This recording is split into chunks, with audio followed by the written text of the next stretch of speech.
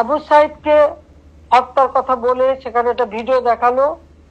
হ্যাঁ, খুব স্বাভাবিক, এটা মানুষের সেন্টিমেন্টে লেগেছে যে তাকে পুলিশ গুলি করে মেরেছে। এখানে আমার প্রশ্নটা হচ্ছে, তাকে যদি পুলিশ গুলি করে থাকে, তো গুলি খাওয়া একটা লোক এরা টেনে নিয়ে গেল, এখানে কিন্তু কোনো রক্তের চিহ্ন দেখা যায়নি। দ্বিতীয় কথা হচ্ছে যে তার সঙ্গী সাথীরা যে তাকে টেনে নিয়ে গেল, কোথায় নিয়ে গেল? যার গুলি লাগবে তাকে তো সাথে সাথে হাসপাতালে নেওয়ার কথা। হাসপাতালে নেবে, অপারেশন করবে, বুলেট বের করবে, তাকে বাঁচাবার চেষ্টা করবে। আবু সাইদকে কিন্তু হাসপাতালে নেয় নাই, নিয়েছিল প্রায় 4-5 ঘন্টা পরে। 4-5 ঘন্টা পরে হাসপাতালে নেওয়ার পর ডাক্তাররা যখন চিকিৎসা করে তখন সে মৃত্যুবরণ করে। তার মাথায় আর একটা ভিডিওতে দেখা গেছে তার মাথা, ওরা যখন পুলিশকে ঢিল মারছে, সেও পুলিশকে মারতে মারতে এগিয়ে যাচ্ছে, তার মাথায় একটা ঢিল এসে পড়ে, সে মাথায় হাত দেয়। তাহলে প্রশ্ন যে এই একটা সেন্টিমেন্ট তুলে তারা যে এতগুলি জীবন নিয়ে খেললো, এর জবাবকে দেখবে। আমরা যে জুডিশিয়াল কমিটি করে দিলাম এই হত্যা তদন্ত করতে, আজকে এটা জবাব সেই জুডিশিয়াল কমিটিকে সে তদন্ত করতে দেয় নাই।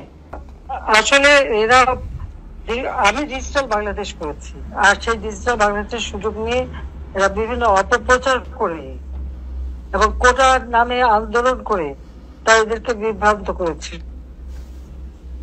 আজকে যারা, আমি নিরীহ ছাত্রছাত্রীদের অভিভাবকদের, আমি কিন্তু আগেও বলেছিলাম, আমি যখন নেশনকে অ্যাড্রেস করি তখনও গার্জিয়ানদের বলেছিলাম যে এই আন্দোলন আপনাদের ছেলে মেয়েদেরকে আসতে দিয়েন না, কারণ এটা এই আন্দোলন সেই কোটার আন্দোলন না, কারণ কোটা নাই, আর উচ্চ আদালত এটার উপরে ব্যাখ্যা দেবেই।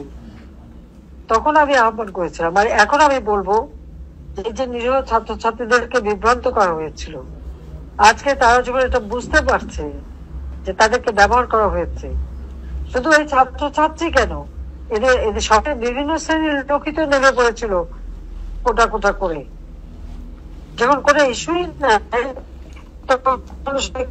কেউ ওটা চিন্তা করতে চায়নি, আর সমানে যারা কাজ করছে। কাজে তাদেরকে আমি বলবো যে ছেলে মেয়েরা তারা লেখাপড়া শিখুক, তাদের এই প্রতিহিংসা পরায়ণতা যেন না থাকে। আর যারা আজকে উপলব্ধি করছে, অবশ্যই তাদের যাদের জীবন যাতে ভালো হয় সেটা আমরা দেখবো। কাজে যে এই যে উপলব্ধিটা হয়েছে, এটাই সবচেয়ে বড় কথা। অন্যায়ের সাথে তারা জড়িত হয়ে গেছে, সেখান থেকে অবশ্যই তারা মুক্ত হোক, সেটাই আমরা চাই। তাদের জীবনটা সুন্দর হোক, সেটাই আমরা চাই।